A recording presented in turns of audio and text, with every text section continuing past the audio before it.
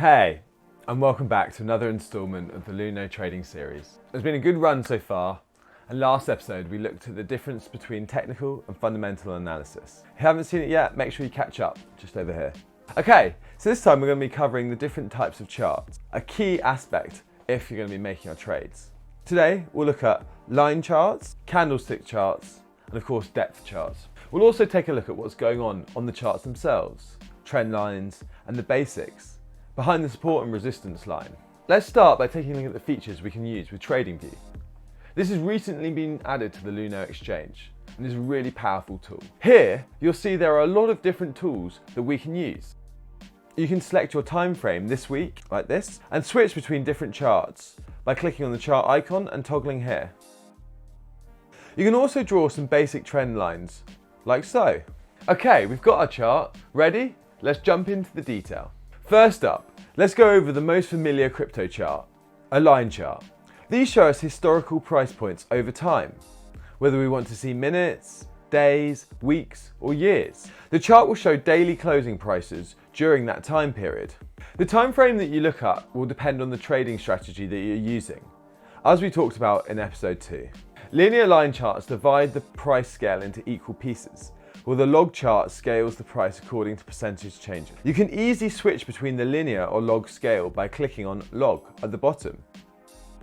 Below the line chart, you have the volume in bars. The main thing to note is that the linear charts show the speed of price changes best, while log charts make it easier to identify trends. Now, let's move on to something a bit more interesting. Candlestick charts. Traders tend to use candlestick charts as they're easier to see price patterns in a single glance with lots more info. One of the first things that we need to note is that candlestick charts are green and red candles.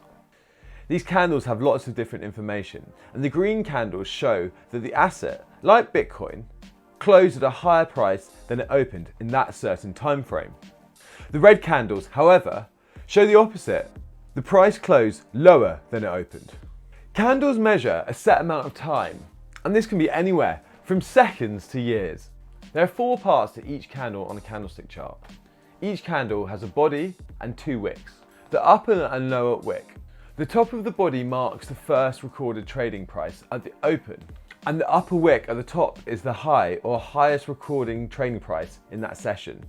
Then there's the bottom of the body that shows us the lowest recorded trading price. And finally, the lower wick at the bottom that shows the last recorded price at the close.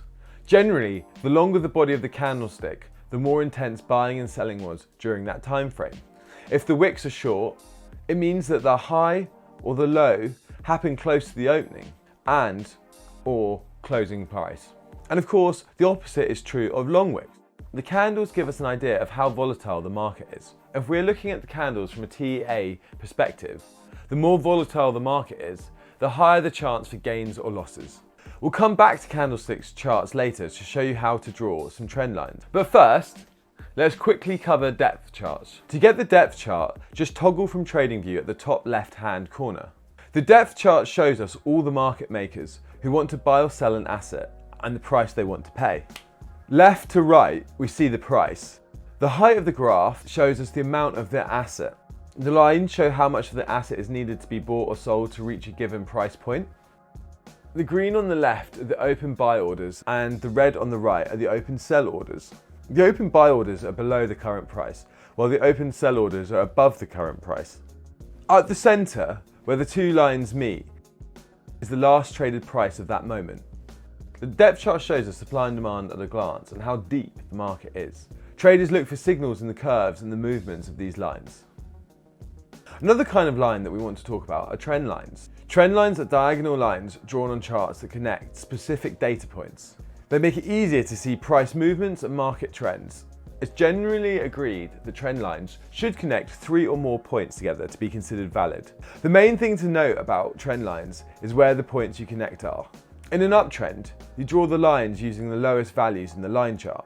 So you go from below the candle. And in a downtrend, you use the highest values, so you go from the top. Based on these highs and lows, trend lines indicate supply and demand in the market.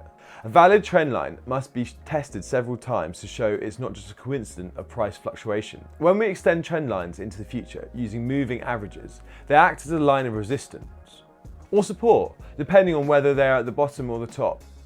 Support is when a downtrend is expected to pause because there's a concentration of demand. This is the trend line that we draw at the bottom. Resistance is when an uptrend is expected to pause temporarily because of the concentration of supply. This is the line we draw at the top. There's a lot more to be said on trend lines, but this gives you an idea of how they can be used. Okay, and that's a wrap for this episode. The best way to become a pro at trading is to constantly try different strategies and practice on the Luno Exchange using TradingView and getting your eye in on the charts. Don't forget to smash that subscribe button so we can keep bringing you that crypto knowledge. But until then, and as always, #to the moon!